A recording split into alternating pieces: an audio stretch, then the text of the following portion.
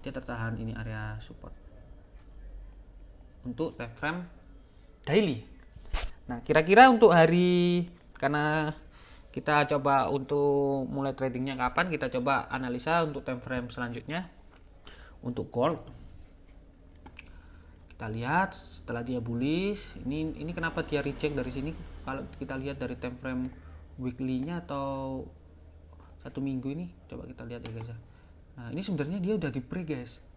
Bisa jadi ini hanya retest sebelum dia terbang, karena kalau kita lihat ini sudah di break. Ini sudah di break guys. Support ini sudah di break semua di time frame ini. Kalau kita lihat nih, tuh sudah di break nih gold. Tapi ini menunjukkan ekor yang sangat panjang. Bisa jadi dia sideways dulu di area sini sebelum nanti dia terbang. Karena ini udah di break, kalau hitungan dari saya ini udah di break, harusnya dia bisa terbang lagi. Mungkin sekarang lagi retest, ranging atau sideways sebelum nanti terbang. Terbangnya di sini, bisa jadi di sini nanti dia akan terbang menuju area ATH-nya dari gold sendiri.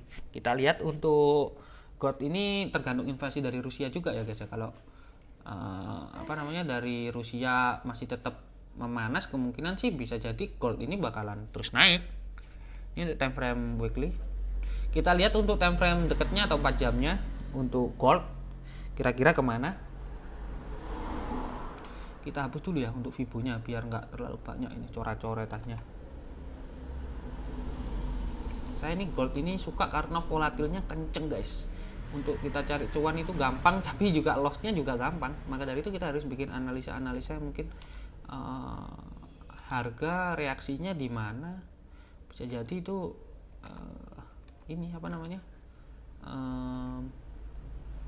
jadi peluang kita gitu. Untuk time frame 4 jam kalau kita lihat dia dari bullish ini, kalau kita lihat ini kan bullish guys. Ini bullish. Lalu di break. Lalu di break. Ini udah mulai bearish. Kita lihat di time frame 4 jam ya. Lalu kira-kira untuk level buy-nya di mana? Kalau untuk 4 jam sih kalau saya lihat sih mending tunggu di sini dulu lah. Ini kemungkinan dia bakal turun dulu. Karena ini belum bisa di break ya. Kalau ini di break mungkin terbang. Mungkin dia ke bawah dulu. Sinilah. Ini area support kuat di 1880. Ya jadi nanti dari sini dia bisa terbang. Kalau dia mengalami turunan ya bisa jadi turun terus ini. Jadi nggak jadi bullish.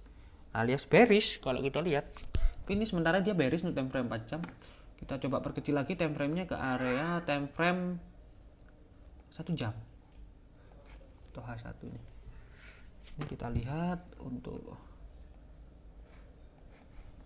gold sendiri di time frame 1 jam ini ya masih sama bearish juga guys, tetap bearish ya.